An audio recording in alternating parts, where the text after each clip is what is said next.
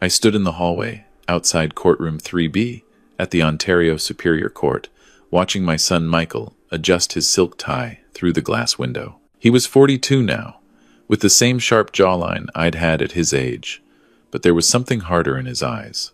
Something that hadn't been there when I'd taught him how to read blueprints in my construction office 20 years ago. His lawyer, Robert Henshaw, leaned in close to whisper something, and Michael laughed. Actually, laughed. I recognized that laugh. It was the same one he'd used at Christmas dinner 6 months ago when he'd first suggested I was losing it in front of the whole family. The same laugh when he told my grandchildren their grandfather couldn't be trusted with important decisions anymore. My own lawyer, Sarah Chen, touched my elbow gently. "Mr. Morrison, are you ready?" I nodded, feeling the weight of the manila envelope in my jacket pocket. The envelope that contained 3 words I planned to say at the right moment. Just 3 words. But I knew those words would make Robert Henshaw's confident smile disappear faster than snow in April. "Let's get this over with," I said. The courtroom was smaller than I'd expected. Oak paneling, harsh fluorescent lights, and about 30 empty seats behind the bar.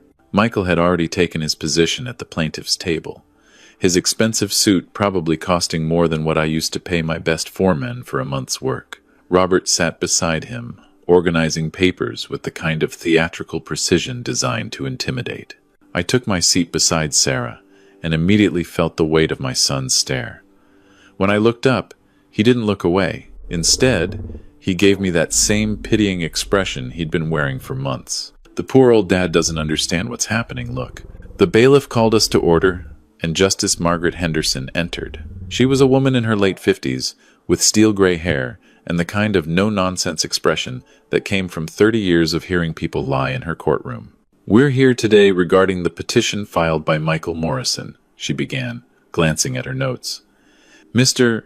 Morrison seeks to have his father, James Morrison, declared mentally incompetent and to gain conservatorship over his estate and business holdings. Is that correct?" Robert Henshaw stood, buttoning his suit jacket. "Yes, Your Honor. We appreciate the court's time today. This is a difficult matter for the family, but we believe it's necessary for James Morrison's own protection." I almost laughed at that. Protection, that's what he was calling it. "Mr. Morrison," the judge looked at me. "You understand the nature of these proceedings?" "I do, Your Honor." My voice was steady. 68 years old, and I could still project across a room when I needed to. "Very well. Mr. Henshaw, you may call your first witness." Robert smiled. It was the smile of a man who thought he'd already won. The petitioner calls Dr. Raymond Walsh. I watched as a man in his 50s took the stand. Dr. Walsh was a psychiatrist, apparently. Michael had brought me to see him 3 months ago, claiming it was just a routine checkup. I thought it was strange at the time that Michael insisted on being in the room for the whole appointment, but I'd assumed my son was just being concerned. Now I understood what had really been happening. "Dr. Walsh," Robert began, pacing in front of the witness stand like he was performing for a jury that wasn't there. "You examined James Morrison on September 15th of this year. Can you tell the court what you found?" Dr. Walsh opened a folder. "I conducted a standard cognitive assessment. Mr. Morrison showed signs of memory impairment, difficulty with complex decision-making, and some confusion regarding recent events." I felt Sarah tense beside me. She leaned over and whispered, "He's setting the foundation." Robert continued, "In your professional opinion, is James Morrison capable of managing a multi-million-dollar construction business and making sound financial decisions?" Dr. Walsh hesitated for just a moment. Just long enough for me to notice. "Based on my examination, I have concerns about his capacity to handle complex business matters without assistance." "Thank you, Doctor." Robert turned back to his table with that same satisfied smile. No further questions. Sarah stood for cross-examination. She was young, maybe 35, but she had the sharp focus of someone who'd grown up having to fight for everything. I'd hired her specifically because she reminded me of myself 40 years ago. "Dr. Walsh, how long was your examination of Mr. Morrison?" "Approximately 45 minutes. And during that time, Mr. Morrison's son was present in the room the entire time?" "Yes." Did you find that unusual? A 68-year-old man needing his son present for a private medical examination? Dr. Walsh shifted slightly. The son requested to be present. I didn't object. Did Mr. Morrison request his son be there? I don't recall him specifically requesting it, no. Sarah nodded slowly. And these signs of confusion you mentioned, can you give specific examples? Dr. Walsh flipped through his notes. He couldn't recall the exact date of a business meeting that had occurred several weeks prior. He seemed uncertain about recent financial transactions. Did you verify whether these meetings or transactions actually occurred, or did you simply accept that Mr. Morrison should have remembered them? I based my assessment on the standards, tests, and observations. Observations influenced by information provided by the son who stood to benefit from your diagnosis. Objection, Robert called out. Argumentative. Sustained, Judge Henderson said, but I could see her making a note. Sarah pressed on. Dr. Walsh, did you conduct any follow-up examinations? No. Did you review Mr. Morrison's medical history from his primary physician? I was provided with some background by the family. By Michael Morrison specifically? Another hesitation. Yes. Sarah let that hang in the air for a moment before sitting down. No further questions. Robert called 3 more witnesses over the next hour. An accountant who testified about irregularities in the company books that I'd supposedly authorized. A former employee who claimed I'd been confused during meetings. And then my own daughter-in-law, Michael's wife, Patricia. Patricia took the stand wearing all black, like she was already at my funeral. She dabbed at her eyes with a tissue before Robert even started asking questions. Mrs. Morrison, Robert said gently, this must be difficult for you.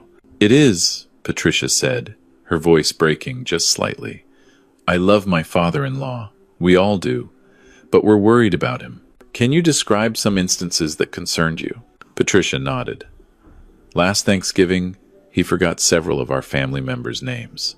At Christmas, he gave my daughter Emily the same present twice, like he didn't remember he'd already given her one. And then in January, he called Michael at 3 a.m, completely disoriented, claiming someone had broken into his house. I remembered that night.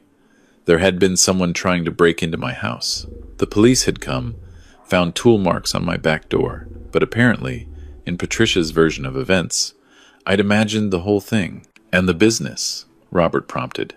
Did you observe any concerning behavior there? Michael would come home devastated, Patricia said. His father had made decisions without consulting anyone. Contracts signed with unfamiliar companies. Money transferred to accounts Michael didn't recognize. It was clear something was wrong. Sarah's cross-examination was brief. Mrs. Morrison, your husband stands to inherit a significant amount if he gains control of his father's assets, correct? This isn't about money, Patricia said quickly. Too quickly. I didn't ask what it was about. I asked if your husband would benefit financially. Yes or no? Patricia's jaw tightened. Yes, eventually. But that's not why we're doing this. Of course not, Sarah said, her tone making it clear she didn't believe that for a second. No further questions? Finally, Robert called Michael to the stand. My son walked up there with his head held high, like he was the victim in all this. He placed his hand on the Bible and swore to tell the truth. I wondered if he even remembered what truth meant anymore. Michael, Robert began, using his first name to establish familiarity. Tell the court about your relationship with your father. He was my hero growing up, Michael said, and I could hear the practiced emotion in his voice. He built Morrison Construction from nothing, taught me everything about the business. I always thought I'd take it over someday, work alongside him, maybe eventually run it when he was ready to retire. And what changed? Michael's expression shifted to concern. About a year ago, I started noticing things. Small stuff at first. He'd forget meetings, make decisions that didn't make sense. But then it got worse. He'd signed contracts without reading them. He transferred $200,000 to a vendor we'd never used before. Wouldn't explain why. When I questioned him, he'd get defensive, angry, accused me of trying to steal from him. That must have been painful. It was. Michael looked right at me. Because I love my father. But I can't watch him destroy everything he built. And I can't let him put our employees' livelihoods at risk because he's not capable of running the company anymore. Robert nodded sympathetically. Why do you believe you should be granted conservatorship? Because I've been working at Morrison Construction for 20 years. I know the business inside and out. I've been handling most of the day-to-day operations anyway. And because someone needs to protect my father from himself before it's too late. Thank you, Michael. No further questions? Judge Henderson looked at Sarah. Cross-examination? Sarah stood, and I saw something flicker across Michael's face. Not quite fear, but close to it.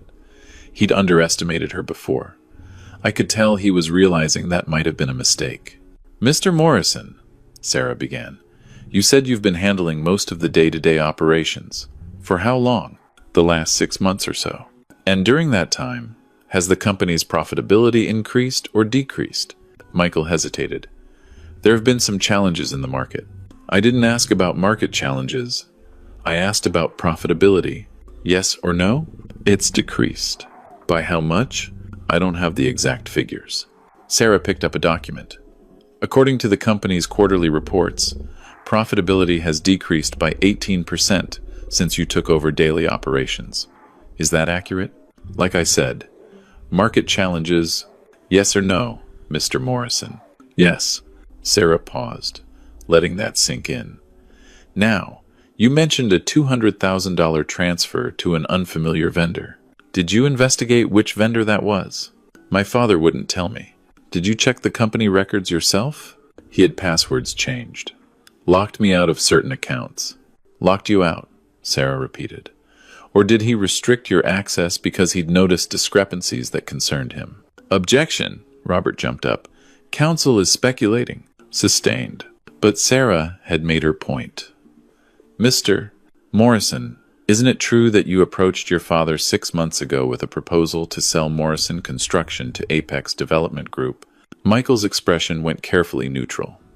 I presented it as an option to consider. And your father rejected it? He didn't think it was the right time. And 2 weeks after that rejection, you took him to Dr. Walsh for his routine checkup? That's not related, isn't it? Sarah's voice was sharp now. Isn't it true that Apex Development Group offered you a position as regional director if the sale went through? A position worth significantly more than your current salary. The courtroom went very quiet. That was discussed, Michael admitted. But it wasn't the reason. And isn't it true, Sarah continued, that Robert Henshaw, your attorney, was your roommate at University of Toronto? That you've been friends for over 20 years? Robert stood up. Your Honor, counsel is implying. I'm not implying anything, Sarah cut him off. I'm establishing that this entire proceeding may have been orchestrated by two old friends who stand to benefit financially from taking control of James Morrison's assets. That's outrageous! Robert's face had gone red. Judge Henderson banged her gavel. Counsel, approach the bench. While Sarah and Robert argued in hushed tones with the judge, I caught Michael's eye. He was staring at me with something I couldn't quite read. Anger? Fear? Maybe both. After a tense minute, Sarah and Robert returned to their seats. We'll take a 15-minute recess, Judge Henderson announced. When we return, the defense will present its case. The moment the judge left, Robert leaned over to Michael, whispering urgently. I couldn't hear what they were saying, but I could see Michael's expression growing more concerned by the second. Sarah touched my arm. That went well. We've established doubt about their motives. But I need to ask you something. What? You told me you had evidence. Proof that Michael has been embezzling from the company. Where is it? I patted my jacket pocket, feeling the envelope. Right here. Why haven't you given it to me yet? Because I want to see his face when I present it. I want everyone in this room to see what my son really is. Sarah looked concerned. Mr. Morrison, that's not how we should. Trust me, I said quietly. I built a $40 million company from a single pickup truck and a toolbox. I know how to handle this. When court resumed, Sarah called her first witness, my primary care physician, Dr. Ellen Kowalski. She testified that I was in excellent health, both physically and mentally, that I'd shown no signs of cognitive decline in any of our appointments. Then came James Thornton, my CFO for 15 years, who testified that I'd been sharp and decisive in all our meetings, that any confusion Michael had reported didn't match his observations. Finally, Sarah called me to the stand. I walked up there, feeling every one of my 68 years, but also feeling more clear-headed than I had in months. This was it.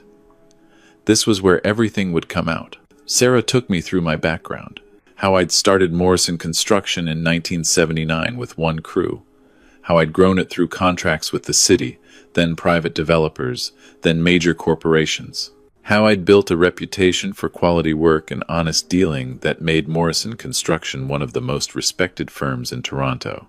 "Mr. Morrison," Sarah said, "your son claims you've been making poor decisions, transferring money without explanation, signing questionable contracts. How do you respond to these allegations?" "I've been investigating him," I said simply. The courtroom went dead silent. "I'm sorry. Could you repeat that?" Sarah asked, though she'd heard me perfectly well. I said I've been investigating my son for the past 8 months. Michael's face had gone pale. Robert leaned over, whispering urgently, but Michael wasn't listening. He was staring at me. "Can you elaborate on that?" Sarah prompted. "Last spring, I noticed some irregularities in our accounts. Small amounts at first. A few thousand here and there being transferred to a numbered account. Then it got bigger, much bigger. What did you do?" "I hired a forensic accountant, quietly. Had him review everything going back 2 years. And I installed software on the company's servers that tracked all transactions and email communications." Robert was on his feet. "Your Honor, this is highly irregular. If the defendant had evidence of wrongdoing, it should have been disclosed. Your client filed for conservatorship, claiming I'm mentally incompetent," I said, looking right at the judge. "I'd like to present evidence proving not only that I'm perfectly competent, but that this entire proceeding is a fraud designed to prevent me from exposing my son's embezzlement." The courtroom erupted. Judge Henderson banged her gavel repeatedly. "Order! I will have order," she pointed at me. "Mr. Morrison, do you have this evidence with you?" I pulled the envelope from my pocket. "Yes, Your Honor. Bank records, email exchanges, and video recordings from my office security cameras, all proving that my son has been systematically stealing from Morrison Construction and that he concocted this entire conservatorship scheme to prevent me from going to the police." Michael was shaking his head. "That's not true. Dad, you're confused." "Confused?" I opened the envelope and pulled out a printed email. "This is from you to Robert Henshaw, dated 6 months ago. And I quote, 'We need to move on the old man before he figures it out. If we can get him declared incompetent, I can sell to Apex and bury the evidence. The conservatorship is our best play.'" The silence that followed was absolute. Robert's confident smile had vanished completely. His face had gone gray. He looked like he might be sick. That was taken out of context," he managed. "Really?" I pulled out another document. "How about the bank records showing you've been receiving monthly payments from Michael for the past year? Payments that coincidentally started the same month the embezzlement did?" Judge Henderson's expression was thunderous. "Mr. Henshaw, is this true?" Robert looked at Michael, then back at the judge. "Your Honor, I'd like to request a recess to consult with my client." "Denied." "Mr. Morrison, approach the bench with that evidence. Now." I walked up and handed her the envelope. She spent the next 5 minutes reviewing the contents, her expression growing darker with each page. Finally, she looked up at Michael and Robert. "Gentlemen, you will remain in this courtroom. Bailiff, contact the Crown Attorney's office immediately. I believe we may be looking at fraud, embezzlement, and conspiracy charges." Michael finally found his voice. "Dad, please. I can explain everything. It's not what it looks like." I turned to face my son, the boy I'd taught to swing a hammer, the teenager I'd brought to job sites every summer, the young man I'd groomed to take over the company someday. "It's exactly what it looks like," I said quietly. "You got greedy. You and your friend Robert thought you could sell my company out from under me, pocket the money, and have me declared insane to cover your tracks. But you forgot something, Michael. You forgot that I built Morrison Construction by being careful, by paying attention to details, by never trusting anyone completely." "That's not fair," Michael said. and I could hear desperation creeping into his voice. I worked for that company my entire adult life. You deserved what I chose to give you, which would have been the whole company eventually, if you'd been patient, if you'd been honest. But you couldn't wait, could you? You wanted it now. You wanted the sale to Apex, the big payout, the fancy title. Patricia was crying in the gallery. Michael's face had crumpled, and for a moment, I saw the little boy who used to cry when he skinned his knee. But that little boy was gone, had been gone for a long time, probably. I'd just been too blind to see it. Mr. Morrison, Judge Henderson said, I'm dismissing this petition immediately. Furthermore, I'm referring this matter to the Crown Attorney for criminal investigation. Mr. Henshaw, you will surrender your phone and any computers you used in communications with Michael Morrison. Michael Morrison, you are hereby ordered to surrender your access to all Morrison construction accounts and facilities pending the outcome of the criminal investigation. She banged her gavel. Court is adjourned. As the bailiff moved to secure Robert and Michael, my son turned to me one last time. Was it worth it? Destroying your own family? I didn't destroy our family, son. You did that all by yourself. 3 months later, I sat in my office at Morrison Construction headquarters, reviewing the blueprints for a new condo development project. The company had survived the scandal, though it had taken some work to rebuild trust with clients and employees. Michael had pleaded guilty to embezzlement and fraud. He'd gotten 5 years, though he'd likely serve less than 3 with good behavior. Robert Henshaw had been disbarred and received a similar sentence. Patricia had filed for divorce. She'd taken the kids and moved back to Vancouver. I'd tried to maintain a relationship with my grandchildren, but Patricia made it difficult. Maybe in time, that would change. My daughter Rachel, who lived in Montreal with her husband, had called me every week since the trial. She'd been horrified by what Michael had done, supportive of my decision to expose him. You did the right thing, Dad, she kept saying. I know it hurts, but you did the right thing. I wanted to believe that. The truth was more complicated. Yes, Michael had stolen from me. Yes, he'd tried to have me declared incompetent to cover his crimes. Yes, he deserved to face consequences for his actions. But he was still my son. And there were nights I woke up wondering if I could have handled things differently, if I could have confronted him privately, given him a chance to make things right before involving the courts. But then I remembered his face in that courtroom, the way he'd laughed with Robert Henshaw, the way Patricia had lied on the stand about me being confused and forgetful, the way they'd all been so confident they could take everything from me. No, I'd made the right choice. Sometimes you have to choose between family and justice, between blood and principle.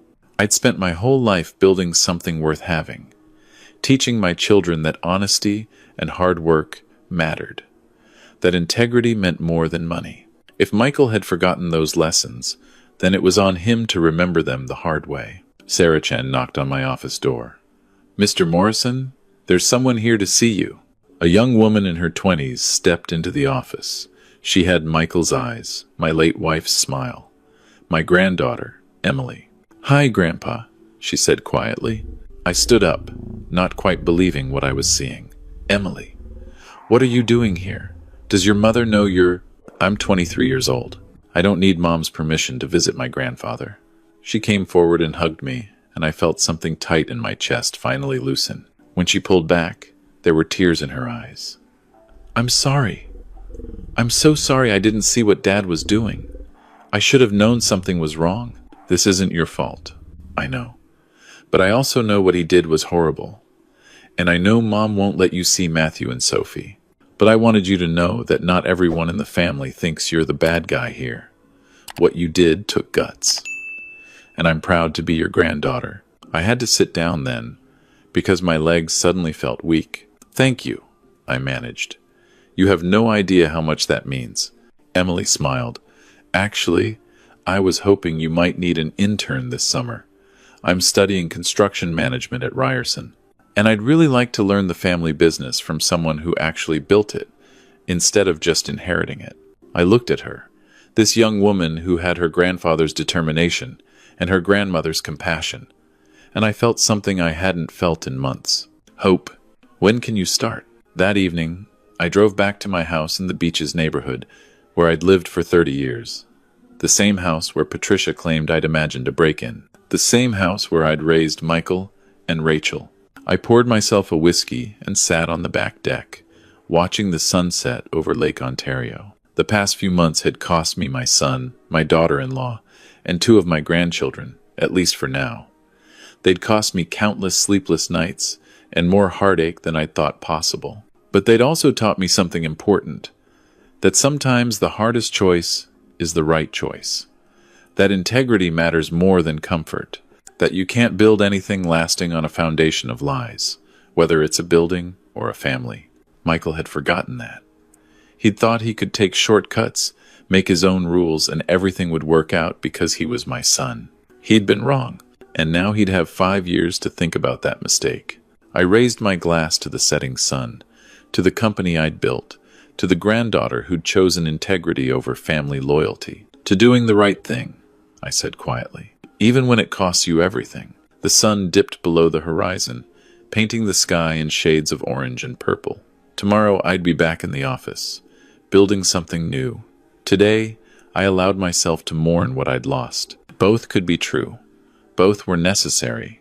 That's what it meant to be a Morrison. We built things to last. We told the truth. We paid the price. And we never, ever compromised on what was right. Even when it broke our hearts,